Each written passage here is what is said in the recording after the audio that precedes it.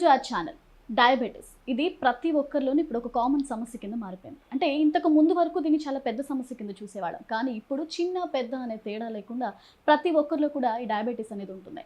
అంటే దీంట్లో చిన్న చిన్న మార్పులు, అంటే మన లైఫ్ స్టైల్లో మార్పులు చేసుకోవడం వల్ల ఈ డయాబెటీస్ని అదుపులోకి తెచ్చుకోవచ్చు అని కూడా చాలామంది డాక్టర్స్ చెప్తూ వస్తుంటారు. కానీ ఆ లైఫ్ స్టైల్ని ఎలా మార్చుకోవాలి, మనం ముందుకు ఎలా వెళ్ళాలి, అంటే ఈ డయాబెటీస్ వచ్చిన తర్వాత ఎలాంటి జాగ్రత్తలు తీసుకోవాలి, ఇలాంటివన్నీ మనకి తెలియచేయడానికి మనతో పాటు ఉన్నారు జనరల్ ఫిజిషియన్ అలాగే కన్సల్టెంట్ డయాబెటీస్ డాక్టర్ త్రివిక్రమ్ గారు. మనతో మాట్లాడి మనము అసలు ఈ డయాబెటీస్ని ఎలా అదుపులోకి తెచ్చుకోవాలి, ఈ మధుమేహ సమస్యని మన వరకు రాకుండా ఎలాంటి జాగ్రత్తలు తీసుకోవాలో తెలుసుకుందాం. నమస్తే డాక్టర్. డాక్టర్, జనరల్గా ఏంటంటే ఇప్పుడు త్రివిక్రమ్ గారు మనం చూస్తూనే ఉన్నాం, లైఫ్ స్టైల్లో మార్పుల వల్ల లేకపోతే ఎందుకు ఈ డయాబెటీస్ అనేది ఈవెన్ చిన్న పిల్లల దగ్గర నుంచి పెద్దవాళ్ళ వరకు కూడా, అంటే 60+ ఉన్న వాళ్ళకి ప్రతి ఒక్కరికి కూడా డయాబెటిక్ అనేది చాలా కామన్ థింగ్ అయిపోయింది. అందరూ కూడా దీన్ని వస్తున్నా కూడా పెద్దగా డయాబెటిక్ వచ్చింది అని అనుకుంటున్నారు. అంటే అంత కామన్ థింగ్ అయిపోయింది ప్రతి ఒక్కరి లైఫ్ స్టైల్లో. అసలు ఇది ఇలా మార్పు రావడానికి గల మెయిన్ రీజన్ ఏంటంటారు? ఈ రోజుల్లో డయాబెటీస్ అనేది చాలా కామన్గా అయిపోయిందండి. ప్రతి ఫ్యామిలీలో ఒకరు ఇద్దరు డయాబెటీస్ ఉండడము గమనిస్తున్నాము. దీనికి కారణాలు ఎన్నో ఉన్నాయి. దీంట్లో మెయిన్గా మన లైఫ్ స్టైల్ చేంజ్ అయిందండి. మన జీవన శైలిలో ఈ ఎక్సర్సైజ్ లేకపోవడము, ఎక్కువ కూర్చొని వర్క్ చేయడము, తర్వాత సాఫ్ట్వేర్ జాబ్స్ అంటే కంప్లీట్గా టైంకి విరుద్ధంగా, అంటే నైట్ పడుకునే టైంలో మనం వర్క్ చేయడము, ఇలాంటి లైఫ్ స్టైల్ చేంజెస్, మరియు జంక్ ఫుడ్ ఈటింగ్, అంటే మనము processed food, ultra process food ఇలాంటివి ఎక్కువ తింటున్నాము. ఈజీగా అవైలబుల్ ఉన్న ఫుడ్స్ని మనం ప్రిఫర్ చేసి ఎక్కువ తింటున్నాం కాబట్టి ఈ హై క్యాలరీ ఫుడ్స్ తీసుకుంటున్నాం. దాని గురించి ఈ డయాబెటీస్ ఎక్కువ అవడానికి ఆస్కారం అయింది. ఇంకోటి, ఇండియాని డయాబెటిక్ క్యాపిటల్ ఆఫ్ వరల్డ్ అని గుర్తించబడింది. అలా మినిమం 10 మందిలో ఇద్దరికి డయాబెటీస్ ఉందని ఈ రీసెర్చ్ తెలుస్తుంది. కానీ నిజంగా మీరు అన్నట్టు ఫ్యామిలీలో కూడా ప్రతి, అంటే పేరెంట్స్ ఆర్ పిల్లలు ఎవరో ఒకళ్ళు కామన్గా ఇద్దరికైతే ఖచ్చితంగా డయాబెటిక్ పేషెంట్స్ అయితే ఉంటున్నారు. అవునండి, కామన్ అయిపోయింది అది. కానీ 60+ ఉన్న ఏజ్ వాళ్ళకి డయాబెటిక్స్ ఉండట్లేదు, కానీ ఈ లోపు ఉన్న వాళ్ళకి మేజర్గా కనిపిస్తుంది. అంటే ఇంతకు ముందు మన పేరెంట్స్ లైక్ మన గ్రాండ్ పేరెంట్స్ వాళ్ళకి వాళ్ళ ఫుడ్ లైఫ్ స్టైల్లో చేంజెస్ లేవు కాబట్టి వాళ్ళకి ఇప్పుడు అటాక్ అవుతుంది. అంటే మేజర్గా ఫుడ్ ఒకటే ఇష్యూ అంటారా? అంటే ఫుడ్ ఒకటే కాదండి, ఇదే మనం చెప్పుకున్నట్టు జీవన శైలి అన్నాం కదా. అప్పుడు ఈ ఈజీగా ట్రావెల్, మనము చిన్న చిన్న పనులకు కూడా మనము బైక్స్ వాడడము, కార్స్ వాడి వెహికల్స్లో వెళ్ళి చేసుకోవడం ఇప్పుడు జరుగుతుంది. పాత వాళ్ళకు ఆ సదుపాయాలు లేకుండే కాబట్టి వాళ్ళు ఎక్కువ వరకు కాలినడకతో ఎక్కడికైనా ఎంత దూరం అయినా కానీ 10 కిలోమీటర్స్ అయినా కానీ ఈజీగా వెళ్ళి వాళ్ళ పనులు వాళ్ళు చేసుకుంటుండే. కానీ ఇప్పుడు మనము ఈజ్ ఆఫ్ ట్రావెల్ ఎక్కువైపోయింది కాబట్టి ఈజీగా మనము వెహికల్స్ వాడుకుంటా ఈ బద్ధకం అనేది ఎక్కువైపోయింది, లేజినెస్ ఎక్కువైపోయింది. ప్లస్ మనము ఎక్సర్సైజ్ అనేది అసలు మన లైఫ్ స్టైల్లో లేదు. అందుకని ఈ మన తిన్న ఆహారంని ఎక్స్పెండ్ చేసుకోవాలి. అంటే తిన్న ఆహారంలోని క్యాలరీస్ని మనం ఎక్స్పెండ్ చేసుకుంటే మనకు డయాబెటీస్ లేకుండా కరెక్ట్గా ఈ గ్లూకోజ్ కంట్రోల్ ఉంటుందండి. అంటే డయాబెటీస్ని కూడా అంటే 2 టైప్స్ ఆర్ 3 టైప్స్ కింద చెప్తూ వస్తారు. Type 1, type 2. అంటే కొంతమందికి బ్లడ్ షుగర్, నాకు కొంతమందికి యూరిన్ షుగర్ అంటూ ఉంటారు. అసలు ఈ డిఫరెన్స్ ఏంటి? అంటే మెయిన్గా ప్రధానంగా డయాబెటీస్ 3 రకాలుగా గుర్తించబడింది. టైప్ 1 డయాబెటీస్, టైప్ 2 డయాబెటీస్, మరియు ప్రెగ్నెన్సీలో వచ్చే డయాబెటీస్ అంటే జెస్టేషనల్ డయాబెటీస్ అంటారు. ఇవి ప్రధానంగా గుర్తించబడాయి. అండ్ యూరిన్ షుగర్ అనేది ఇప్పుడు కొద్దిగా మనము ఎక్కువ చూస్తలేము. కొన్ని ఇయర్స్ బ్యాక్ యూరిన్ షుగర్ కూడా ఒక ప్రామినెంట్ మార్కర్గా తీసుకుంటుండే, కానీ ఇప్పుడు యూరిన్ షుగర్ కాకుండా మెయిన్గా బ్లడ్ షుగర్స్ అంటే ఫాస్టింగ్ షుగర్స్, పోస్టల్ షుగర్స్, ఇంకోటి HbA1c అంటే గ్లైకోసిలేటెడ్ హిమోగ్లోబిన్ని ప్రధానంగా చూస్తున్నాము. గ్లైకోసిలేటెడ్ హిమోగ్లోబిన్ అంటే 3 నెలల యావరేజ్ షుగర్ మనకు క్లియర్గా తెలుస్తుంది కాబట్టి ఈజీగా కంట్రోల్ చేసుకోవచ్చు. అంటే ఇప్పుడు ఈ టైప్ 2 డయాబెటీస్ అంటే బ్లడ్కి సంబంధించిన ఇది అసలు ఎలా తెలుసుకోగలుగుతాం మనం? అంటే ఒక మనిషిలో ఈ డయాబెటిక్ అటాక్ అయ్యింది అని చెప్పేసి ఎలాంటి లక్షణాల వల్ల బయటపడుతుంది? ప్రధానంగా డయాబెటీస్లో కొన్ని లక్షణాలు ఉంటాయండి. దీంట్లో అధిక మూత్ర విసర్జన, అధిక ఆకలి, ఎక్కువ దప్పిక, మరియు వెయిట్ లాస్, తెలియకుండా అంటే బరువు తగ్గడము, మరియు ఈ గాయాలు మానకపోవడము, చూపు మందగించడము, ఒక ఎక్స్ట్రీమ్ వీక్నెస్ అనమాట.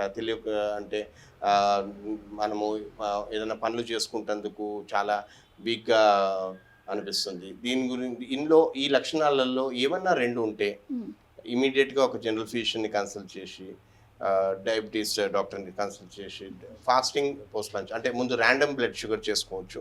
అదేమైనా ఎక్కువ ఉంటే ఫాస్టింగ్ పోస్ట్ లంచ్ మరియు HbA1c అనే టెస్ట్ చేసుకుంటే డయాబెటీస్ ఉందా లేదా తెలుస్తుంది. అంటే మీరు అన్నట్లు ఇప్పుడు ర్యాండమ్గా మనం బ్లడ్ లెవెల్స్ అదే చెక్ చేసినప్పుడు దాంట్లో షుగర్ లెవెల్స్ ఎంత వరకు ఉంటే తర్వాత మనం పాస్ట్ లంచ్కి సంబంధించిన టెస్టులు చేయాలంట. ఫాస్టింగ్ మనం ర్యాండమ్ బ్లడ్ షుగర్ ఎప్పుడైనా అంటే ఏ టైంలోనైనా బ్లడ్ తీసుకుంటే 140 నుండి 160 వరకు ఉండాలండి. మరియు ఫాస్టింగ్ అంటే ఓ 12 అవర్స్ ఫాస్టింగ్ ఉండి మరి బ్లడ్ ఇస్తే 90 to 110 వరకు ఉంటే మంచిది. అంతకంటే ఎక్కువ ఉంటే మళ్ళీ ఇంపేర్డ్ ఫాస్టింగ్ గ్లూకోజ్ అంటారు. ఇలా మళ్ళీ పోస్ట్ లంచ్ అంటే తిన్నాక 1.5 to 2 అవర్స్ తర్వాత టెస్ట్ చేసుకుంటే 140 నుండి 160 వరకు ఉండొచ్చండి. ఇలా ఏమైనా ఎక్కువ ఉంటే మనము డయాబెటీస్గా గుర్తించబడుతుంది. ఓకే, అంటే జనరల్ ఈ మధ్య మీరు అన్నట్టు ఇందాక ఒక మాట చెప్పారు, లైక్ ప్రెగ్నెన్సీకి కూడా షుగర్ అటాక్ అవుతూ వస్తుంది, కానీ వాళ్ళ వల్ల ఈవెన్ బేబీకి అది మూవ్ అయ్యే ఛాన్స్ ఉందా? అదే అండి, మనము థర్డ్ టైప్ ఆఫ్ డయాబెటీస్గా ప్రెగ్నెన్సీలో వచ్చే డయాబెటీస్ జెస్టేషనల్ డయాబెటీస్ అని గుర్తించబడుతుంది. ఇందులో ప్రెగ్నెన్సీలో ఈ షుగర్స్ మదర్కి ఎక్కువైపోతాయి అన్నమాట. దాని వలన కొన్ని కాంప్లికేషన్స్ వచ్చి బిగ్ బేబీగా చైల్డ్ కూడా డయాబెటీస్ వచ్చే ఛాన్స్ కొద్దిగా పెరిగిపోతుంది. ఈ ప్రెగ్నెంట్ ఉన్న మదర్ జెస్టేషనల్ డయాబెటీస్ వచ్చినందుకు ఫ్యూచర్లో కూడా జీవనశైలి సరిగా లేకుంటే డెఫినెట్గా డయాబెటీస్ వచ్చే ఆస్కారం ఎక్కువ ఉంటుంది. అంటే ప్రెగ్నెన్సీలో వచ్చిన డయాబెటీస్ ఏదైతే ఉంటుందో అది అందరూ అంటూ ఉంటారు కదా జనరల్లీ, అది ప్రెగ్నెన్సీ తర్వాత ఆఫ్టర్ డెలివరీ తగ్గిపోతుంది అంటారు, బట్ క్యారీ అవుతుంది. అంటే ముందు కంటే తర్వాత కూడా తన లైఫ్ స్టైల్లో చేంజెస్ లేకపోతే డయాబెటీస్ అనేది తనకి లైఫ్ టైం ఉంటుందా?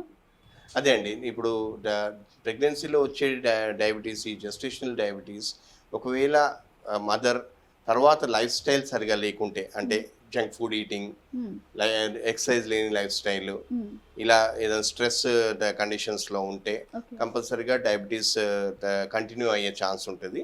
చాలా వరకు జెస్టేషనల్ డయాబెటీస్ అంటే డయాబెటీస్ ప్రెగ్నెన్సీ తర్వాత తగ్గిపోతుంది.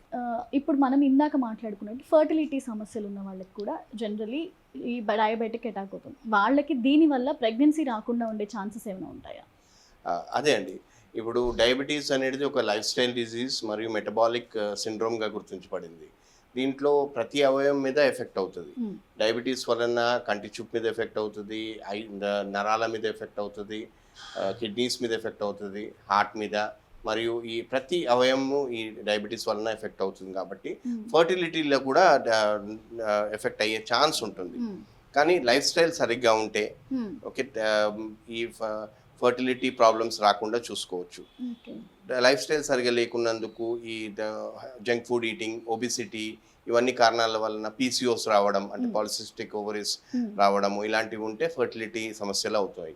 ఓకే, అసలు వీళ్ళ లైఫ్ స్టైల్ ఎలా ఉండాలంటే డాక్టర్, అంటే డైట్ పరంగా ఎలాంటి ఫుడ్ తీసుకోవడం మంచిది? ఎలాగో మనం జంక్ ఫుడ్ తీసుకోకూడదని చెప్తున్నాం, బట్ ఎలాంటి ఫుడ్ తీసుకుంటే మంచిది?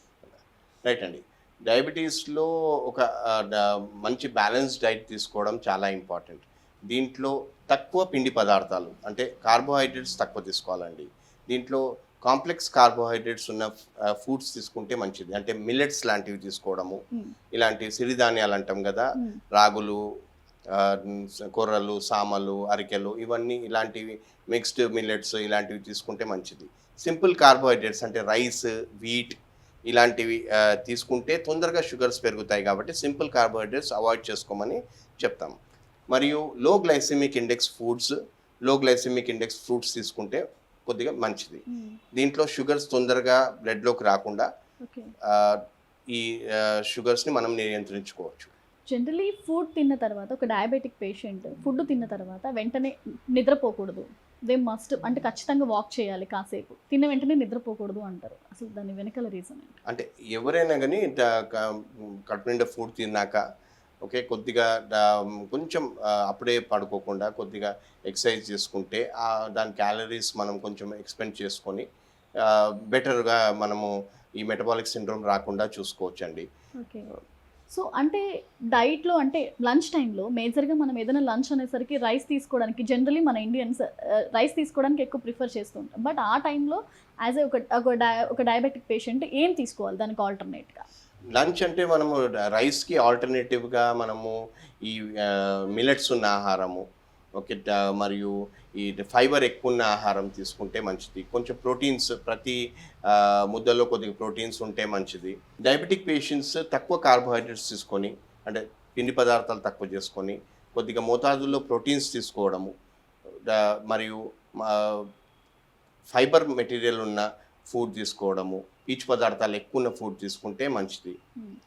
అంటే జనరలీ డాక్టర్ ఈ మధ్య ఈ డయాబెటిక్ పేషెంట్స్కి హెవీగా హెయిర్ ఫాల్ అవ్వడము అండ్ కొంతమంది లేడీస్లో నేను గమనించింది సివియర్గా బ్యాక్ పెయిన్ ఉండడము ఇలాంటివి కూడా కనిపిస్తున్నాయి. అసలు వీటి కోసం ఏమైనా జాగ్రత్తలు ఉన్నాయా ఆర్ ఎల్స్ ఇది నిజమా లేకపోతే అబద్ధమా?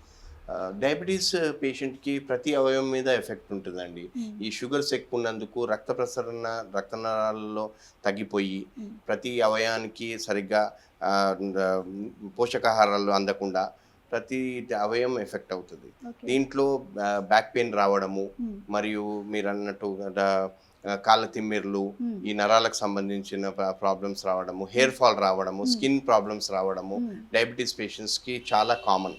అందుకని ఇవి నియంత్రించుకుంటేందుకు కొద్దిగా మంచి లైఫ్ స్టైల్ ఉండడము, రోజు ఎక్సర్సైజ్ చేసుకోవడము, జంక్ ఫుడ్ తినకపోవడము, మరియు స్ట్రెస్ లేని లైఫ్, అంటే work life and office life balance చేసుకోవడం చాలా ఇంపార్టెంట్. ఎందుకంటే ఈ స్ట్రెస్ వలన మానసిక ఒత్తిడి ఎక్కువైపోయి కూడా షుగర్స్ చాలా పెరిగిపోతున్నాయి. ఈ కౌంటర్ రెగ్యులేటరీ హార్మోన్స్, కార్టిజాల్స్ ఇట్లాంటివి పెరిగిపోయి మన బాడీలో హ్యాపీ కెమికల్స్ అనేటివి కొద్దిగా తగ్గిపోయి, అంటే సెరోటోనిన్స్, ఎన్కెఫలిన్స్, ఎండార్ఫిన్స్ అనే ఈ హ్యాపీ కెమికల్స్ అన్నీ తగ్గిపోయి ఈ షుగర్స్ అన్నీ పెరిగిపోతున్నాయండి.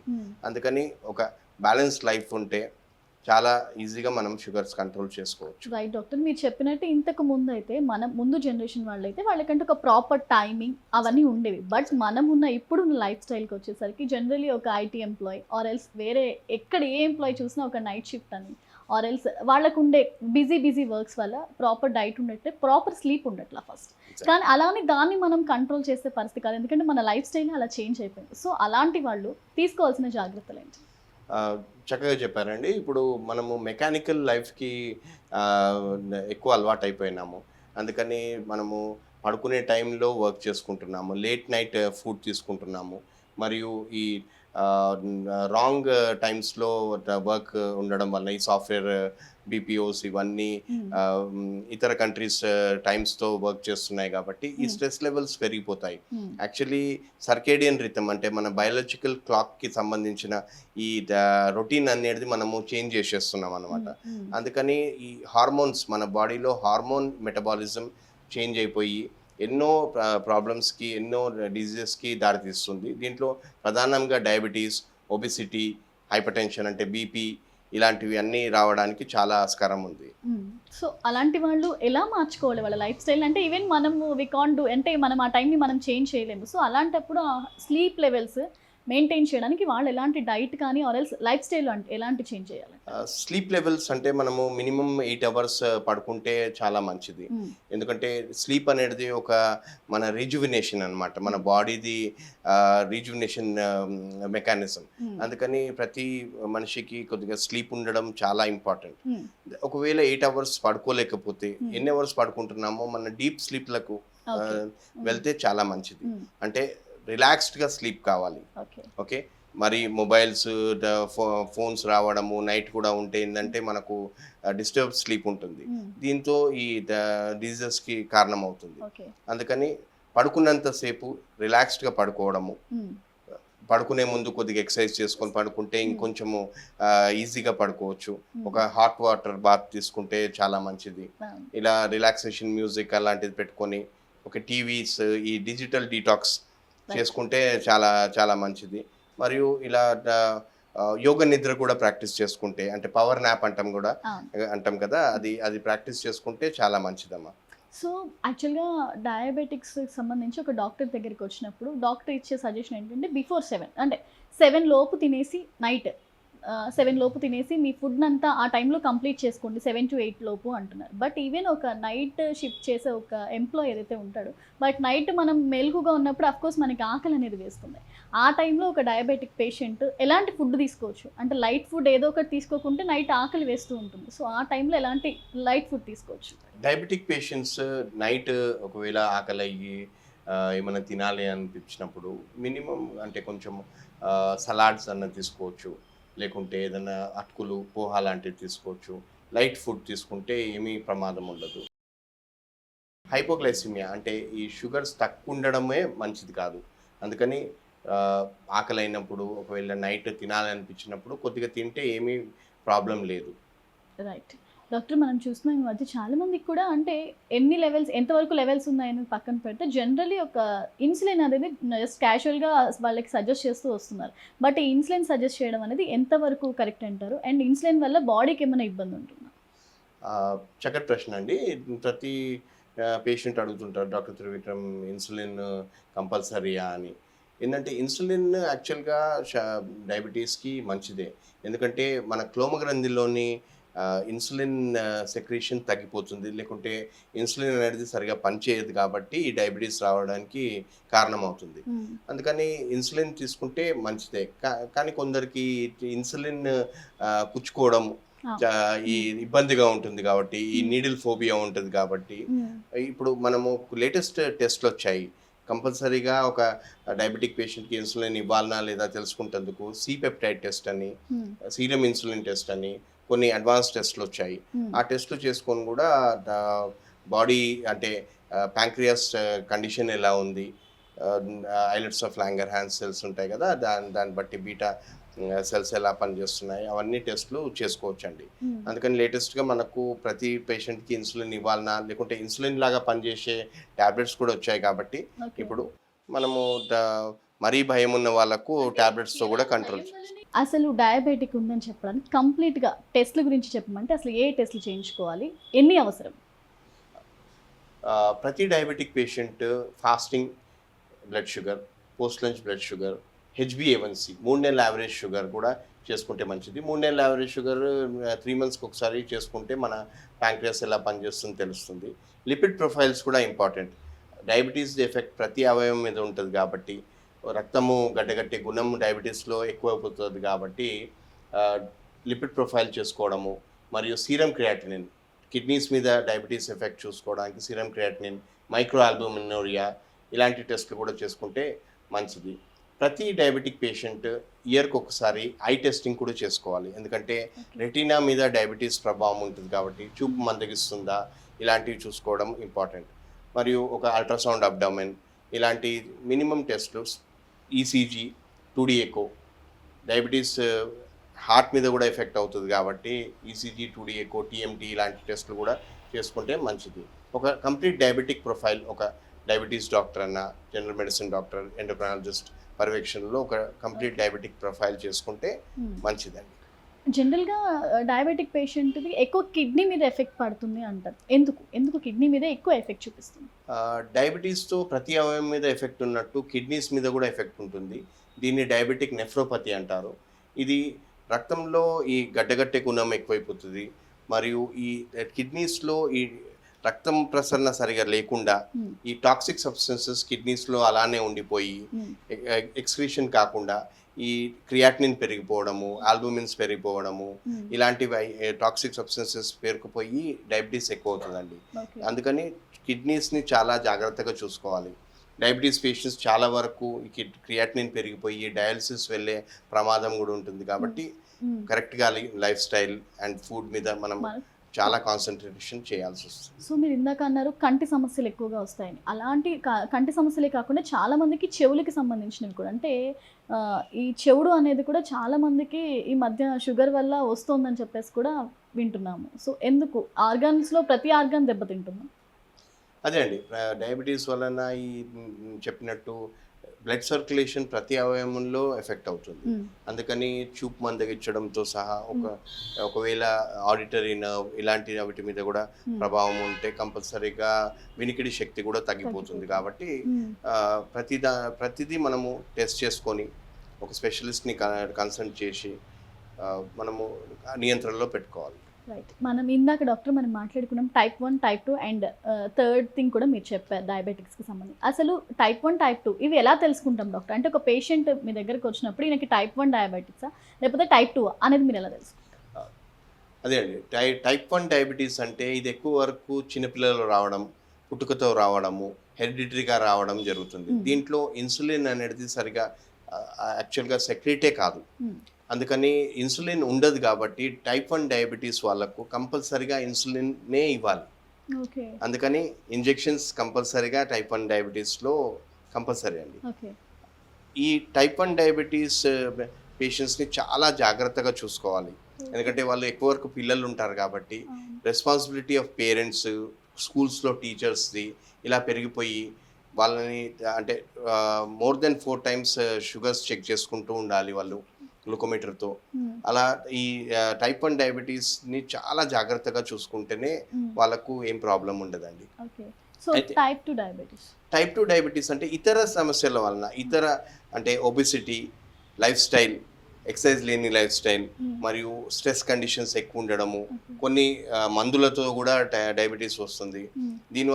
దీన్ని టైప్ 2 డయాబెటీస్గా గుర్తించబడుతుంది. అంటే ఇతర కారణాల వలన వచ్చిన డయాబెటీస్ని టైప్ 2 డయాబెటీస్గా చెప్పుకుంటాము. ఈ టైప్ 2 డయాబెటీస్లో మనము ఇన్సులినే కాదు టాబ్లెట్స్తో కూడా కంట్రోల్ చేసుకోవచ్చు. ఎందుకంటే ఒక మోతాదులో ఇన్సులిన్ ఉంటుంది కాబట్టి కంపల్సరీగా మనము టాబ్లెట్స్ ఇచ్చిన కంట్రోల్ అవుతుంది. కొందరికి ఓన్లీ లైఫ్ స్టైల్ మోడిఫికేషన్తో కంట్రోల్ అవుతుంది. సో టైప్ 1 ఆర్ టైప్ 2 ఈ రెండిట్లో అంటే కొంతమందికి వంశపారంపర్యంగా మీరు అన్నట్టు అది దాన్ని టైప్ 1లోకి తీసుకోవాలా, టైప్ 2లోకి తీసుకోవాలి? వంశపారంపర్యంగా వచ్చిన ఈవెన్ పేరెంట్స్ లైక్ మేనమామలు వీళ్ళందరికీ ఉంటే కూడా మనకి డయాబెటీస్ వచ్చే ఛాన్స్ ఉంటుంది అంటారు. అదే అండి, స్ట్రాంగ్ ఫ్యామిలీ హిస్టరీ ఒకవేళ ఉంటే, పేరెంట్స్ కన్నా ఉంటే, లేకుంటే గ్రాండ్ పేరెంట్స్ కన్నా ఉంటే, లేకుంటే మేనమామలు ఇలా అంటే మన బ్లడ్ లైన్లో డయాబెటీస్ ఉంటే, సిబ్లింగ్స్కి డయాబెటీస్ ఉన్నా కానీ డయాబెటీస్ వచ్చే ఆస్కారం ఎక్కువ ఉంటుంది. అందుకని ఈ టైప్ 1 డయాబెటీస్ అయినా టైప్ 2 డయాబెటీస్ అయినా కొన్ని టెస్ట్లతో మనము పిల్లలకు రాగలుగుతుందా లేదా కూడా తెలుసుకునే ఇప్పుడు లేటెస్ట్ టెస్ట్లు, జెనెటిక్ టెస్ట్లు ఇలాంటివి ఉన్నాయి కాబట్టి ఆ టెస్ట్లు చేసుకుంటే నెక్స్ట్ జనరేషన్కి డయాబెటీస్ వస్తుందా లేదా తెలుసుకునే ఛాన్సెస్ ఉన్నాయి. ప్రతి డయాబెటిక్ పేషెంట్కి పిల్లలు డయాబెటీసే ఉంటారు, డయాబెటిక్ పేషెంట్సే పుడతారని ఎక్కడా లేదు. కానీ ఒక పర్సంటేజ్ ఆఫ్ డయాబెటిక్ పేషెంట్స్కి డయాబెటీస్ చిల్డ్రన్ పుట్టే ఆస్కారం ఉంటుంది కాబట్టి లైఫ్ స్టైల్ కరెక్ట్ ఉండి ఇవన్నీ జాగ్రత్తలు తీసుకుంటే మంచిగా ఉంటుందని డాక్టర్ సలహా ఇస్తారు. రైట్ డాక్టర్, మనం అనుకున్నట్టు ఇందాక పిల్లల గురించి మాట్లాడుకుంటూ వచ్చాము. ఈవెన్ పుట్టిన బేబీ దగ్గర నుంచి షుగర్ లెవెల్స్ ఉన్నప్పుడు మదర్ ఏ విధంగా వాళ్ళ మీద ప్రత్యేకించి కేర్ చూపించాలి? అంటే లైక్ టైప్ 1 అవుతుంది అప్పుడు వాళ్ళకి, టైప్ 1 అయినప్పుడు వాళ్ళ మీద ప్రత్యేక శ్రద్ధ పెట్టాల్సి వస్తుంది. అలాంటప్పుడు మదర్ ఏ విధంగా కేర్ తీసుకోవాలి వాళ్ళ పట్ల? టైప్ 1 డయాబెటీస్లో పేరెంట్స్ది రెస్పాన్సిబిలిటీ చాలా పెరిగిపోతుందండి. దీంట్లో పిల్లలు చెప్పుకోలేరు కాబట్టి మనం లక్షణాలను చాలా కరెక్ట్గా చూసుకోవాలి. ఇంకా వాళ్ళు చెప్పలేరు కాబట్టి సిమ్టమ్స్ మనకు తెలియదు. అందుకని గ్లూకోమీటర్తో టెస్టింగ్ చాలా ఇంపార్టెంట్. ఒక 5 to 6 times షుగర్స్ చెక్ చేసుకుంటూ కరెక్ట్గా ఒక డయాబెటీస్ డాక్టర్, ఎండోక్రైనాలజిస్ట్ డాక్టర్ పర్యవేక్షణలో వాళ్ళని చూసుకోవాలండి. మదర్ రెస్పాన్సిబిలిటీ చాలా పెరిగిపోతుంది, పేరెంట్స్ రెస్పాన్సిబిలిటీ, మరియు ఒకవేళ స్కూల్ వెళ్ళే చిల్డ్రన్లో టైప్ 1 డయాబెటీస్ ఉంటే కంపల్సరీగా టీచర్స్ రెస్పాన్సిబిలిటీ కూడా చాలా పెరిగిపోతుంది. సో ఇప్పుడు చాలామంది జనరలీ మన లైఫ్ స్టైల్లో కామన్ థింగ్స్ ఒక 2-3 అంటే అది అలవాటైనా సరే అందరికీ క్యాజువల్గా ఉంటుంది. లైక్ ఆల్కహాలిక్ అవ్వడం ఆర్ స్మోకర్స్, ఇవి రెండు కూడా జనరలీ లేడీస్, ఫీమేల్, మేల్ రెండిట్లోనూ కామన్గా ఉంటాయి. సో ఈ ఆల్కహాల్ తీసుకోవడం వల్ల షుగర్ లెవెల్స్ పెరుగుతాయా? ఒకవేళ పర్సన్ ఆల్కహాలిక్ అయి ఉంటే ఎలాంటి జాగ్రత్తలు తీసుకోవాలి? చక్కటి ప్రశ్న అండి. ఇది స్మోకింగ్ అండ్ ఆల్కహాల్ రెండు వ్యసనాలు డయాబెటీస్లో మంచిది కాదు.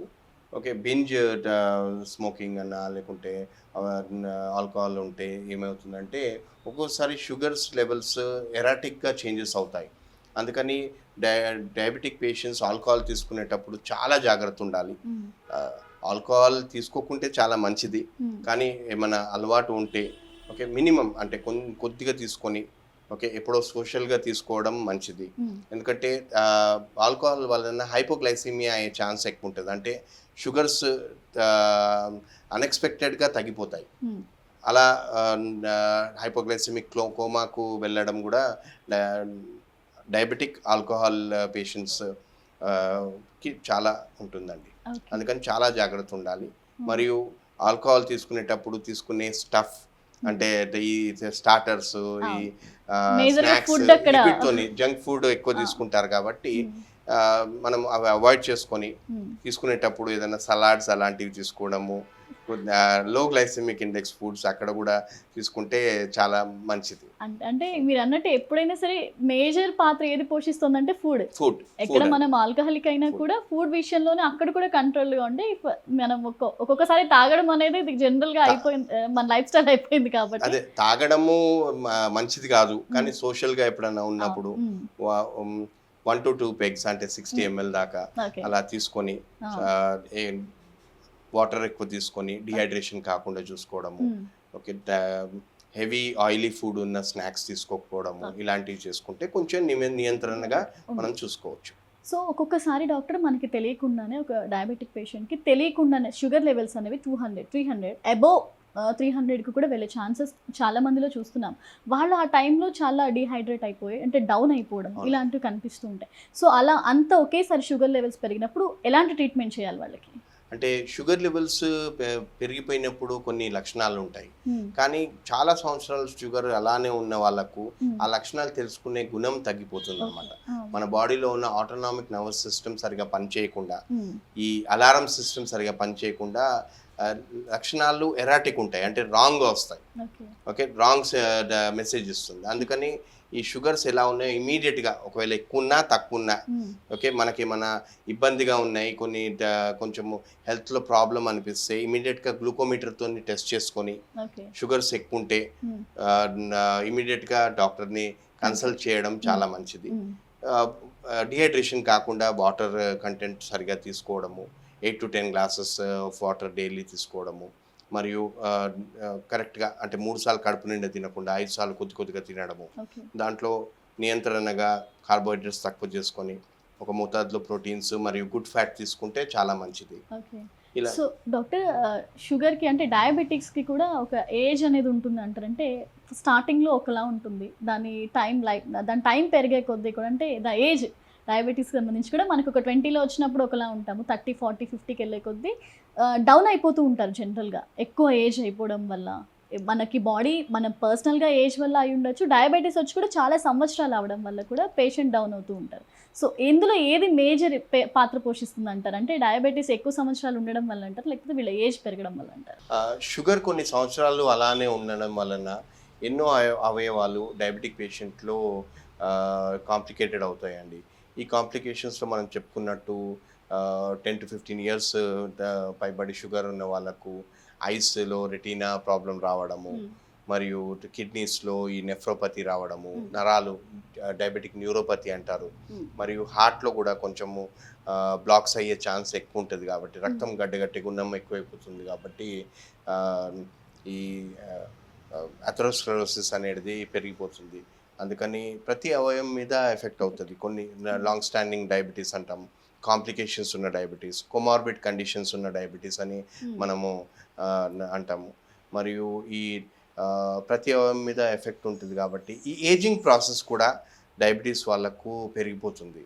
అంటే తొందరగా వృద్ధాప్యం రావడం కూడా డయాబెటీస్ లక్షణం.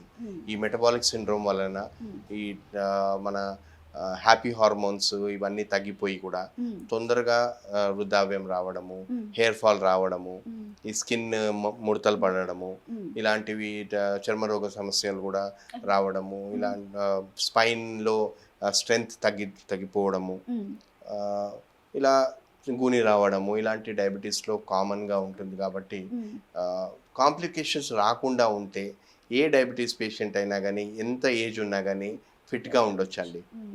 రైట్ డాక్టర్, షుగర్ ఉన్న వాళ్ళకి బీపీ కూడా ఉండే ఛాన్స్ ఉంటుంది. అంటే కొంతమందికి లో బీపీ, కొంతమందికి హై బీపీ. అంటే షుగర్తో పాటు బీపీ కూడా వస్తుందా ఆర్ రాదా? షుగర్ కూడా ఒక మెటబాలిక్ సిండ్రోమ్కి సంబంధించింది కాబట్టి ఈ షుగర్ వలన కూడా హైపర్ టెన్షన్ అంటే బీపీ రావడం, ఎక్కువ బీపీ, హై బీపీ రావడము అవుతుందండి. ప్రతి అవయవం మీద ఎఫెక్ట్ ఉన్నట్టే ఈ హార్ట్ అండ్ గుండె, ఇంకా గుండెకి సంబంధించిన నరాలు, రక్త నాళాల మీద కూడా షుగర్ ప్రభావం ఉంటుంది. కాబట్టి ఈ బీపీ పెరిగి ఈ సమస్యలకు దారితీస్తుంది. హై బీపీ ఉన్నా, లో బీపీ ఉన్నా కానీ diabetic patient supervision of A doctor ఎప్పుడు ఉండాలండి. డాక్టర్, జనరల్గా పిల్లలు లేని తల్లిదండ్రులు అంటే ఒక ఉమెన్ తీసుకుందాం, ఆమెకి పిల్లలు లేక హాస్పిటలైజ్డ్ అయినప్పుడు అంటే ఫర్టిలిటీ సెంటర్కి వెళ్ళినప్పుడు ఈవెన్ తను ఆల్రెడీ డయాబెటిక్ పేషెంట్ అయి ఉంటే సో తనకి ప్రెగ్నెన్సీ రావడానికి ఈ షుగర్ అనేది ఒక అడ్డం అవుతుందా, లేదంటే తనకి బేబీ మీద ఎఫెక్ట్ పడకుండా ఉండడం కోసం ఎలాంటి మెడిసిన్ సజెస్ట్ చేస్తారు? ప్రెగ్నెన్సీలో ని జెస్టేషనల్ డయాబెటీస్ అంటారు. ఇది మనము ఒక ప్రెగ్నెంట్ మదర్ జీటీటీ టెస్ట్ అంటే గ్లూకోజ్ టాలరెన్స్ టెస్ట్ అని ఇది చేసుకొని తెలుసుకోవచ్చు. ఒకవేళ షుగర్స్ పెరిగి ఉంటే అంటే బేబీ మీద ఎఫెక్ట్ కాకుండా మనం ఇన్సులిన్నే ఇవ్వాల్సి ఉంటుంది. ఎక్కువ వరకు ప్రెగ్నెంట్ లేడీస్లో ఇన్సులిన్నే ఇస్తాము. టాబ్లెట్స్ సరిగా పనిచేయవు, మరి టాబ్లెట్స్కి ఉన్న కాంప్లికేషన్స్ ఉంటాయి కాబట్టి ఇన్సులిన్ ఇస్తారు. మరియు నియంత్రణ ఈజీగా చేసుకోవచ్చు కాబట్టి హాస్పిటల్ అయినా కానీ ఇంట్లో అయినా కానీ ఇన్సులిన్తో ఈజీగా నియంత్రణ చేసుకోవచ్చు షుగర్స్ కాబట్టి ఇన్సులిన్ తీసుకుంటే మంచిది. అంటే దీనివల్ల ఏమి పిల్లలు పుట్టకపోవడం అనే సమస్య డయాబెటీస్ వల్ల ఉండదు. డయాబెటీస్ పేషెంట్కి ఇతర కాంప్లికేషన్స్ లేకుంటే ఏం ప్రాబ్లం లేకుంటే ఫర్టిలిటీ ఇష్యూస్ ఏమీ ఉండవండి. కానీ ఒకవేళ డయాబెటీస్ ఎక్కువ ఉండడము, ఈ మెటబాలిక్ సిండ్రోమ్ పెరిగిపోయి ఈ పీసీఓస్ అంటే పాలిసిస్టిక్ ఓవరీస్ మరియు ఇతర గైనకాలజికల్ ప్రాబ్లమ్స్ ఉంటే పిల్లలు పుట్టే ఆస్కారం తగ్గిపోతుంది. కానీ కంపల్సరీగా డయాబెటీస్ పేషెంట్స్కి పిల్లలు పుట్టరని ఏమీ లేదు. డయాబెటీస్ పేషెంట్స్ కూడా మంచి డయాబెటీస్ లేని చిల్డ్రన్ పుట్టొచ్చు. ఇవన్నీ కొన్ని తెలుసుకుంటేందుకు జెనెటిక్ టెస్ట్లు కూడా ఇప్పుడు లేటెస్ట్గా వచ్చాయి కాబట్టి ఒక జెనెటిక్ కౌన్సిలర్ని కూడా కలిస్తే చాలా మంచిది. ఓకే డాక్టర్, అసలు ఈ డయాబెటీస్కి పర్మనెంట్ క్యూర్ అనేది ఉందా? చాలా మంది అడిగే సమస్య ఇదండి. డాక్టర్ త్రివిక్రమ్ గారు, ఇది డయాబెటీస్ పర్మనెంట్ క్యూర్ ఉందా అని అనడం. ఇది రెమిషన్, రివర్సల్ అని ఇప్పుడు బాగా మాట్లాడుతున్నారు. రెమిషన్ అనేది ఏంటంటే డయాబెటీస్ మనము లైఫ్ స్టైల్ సరిగా చేసుకొని మనం చెప్పుకున్నట్టు రోజు కొద్దిగా 30 to 45 మినిట్స్ వాకింగ్ చేయడము, యోగా చేయడము, ఏదైనా ఫిజికల్ యాక్టివిటీ చేయడము ఉంటే, మరియు జంక్ ఫుడ్ లేకుండా బ్యాలెన్స్ డైట్, తక్కువ కార్బోహైడ్రేట్స్ తీసుకొని, లో గ్లైసెమిక్ ఇండెక్స్ ఫుడ్స్ తీసుకొని, మరియు ఈ కాంప్లెక్స్ కార్బోహైడ్రేట్స్ ఎక్కువ ఉన్న ఆహారం అంటే మిల్లెట్స్ లాంటివి, ఇలాంటి సిరిధాన్యాలు అంటాం కదా, ఇవి తీసుకుంటే మంచిది.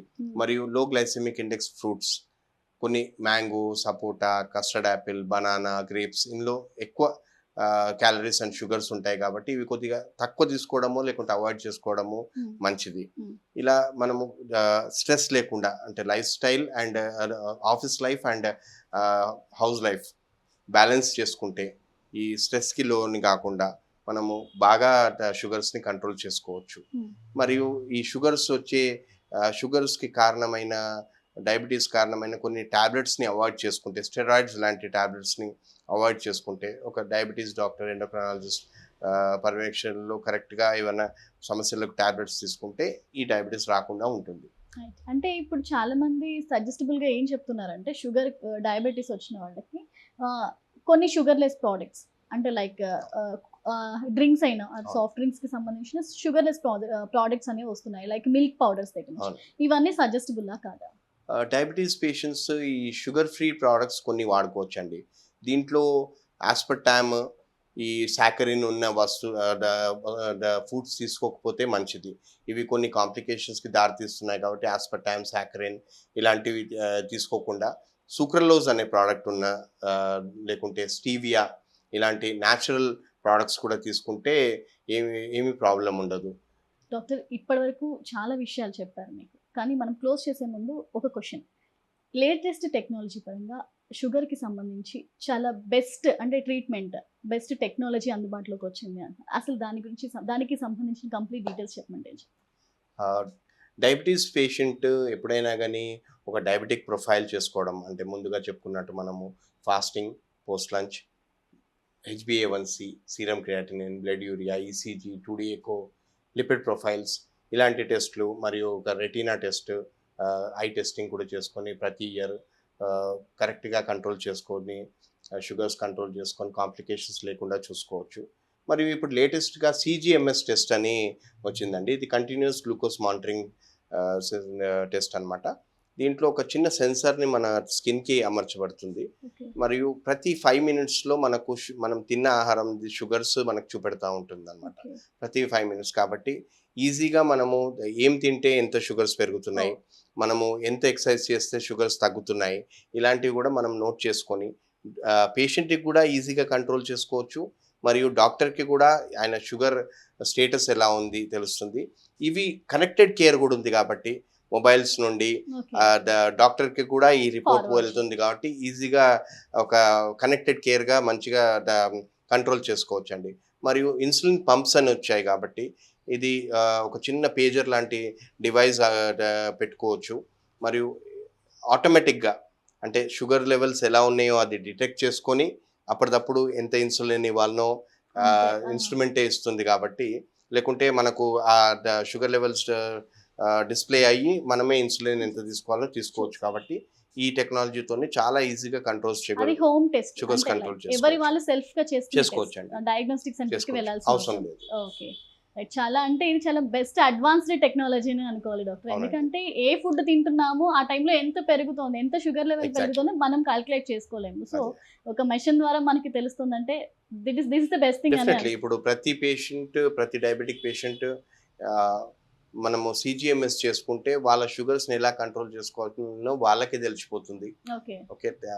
మరియు ఒక భయం అనేది ఏర్పడుతుంది. ఒకవేళ షుగర్స్ ఎక్కువ ఉంటే ఏం తింటే పెరిగిపోయింది, జంక్ ఫుడ్ తినగానే పెరిగిందా, లేకుంటే ఒక మంచి బిర్యానీ తీసుకుంటే పెరిగిందా లేదా అని తెలుస్తుంది.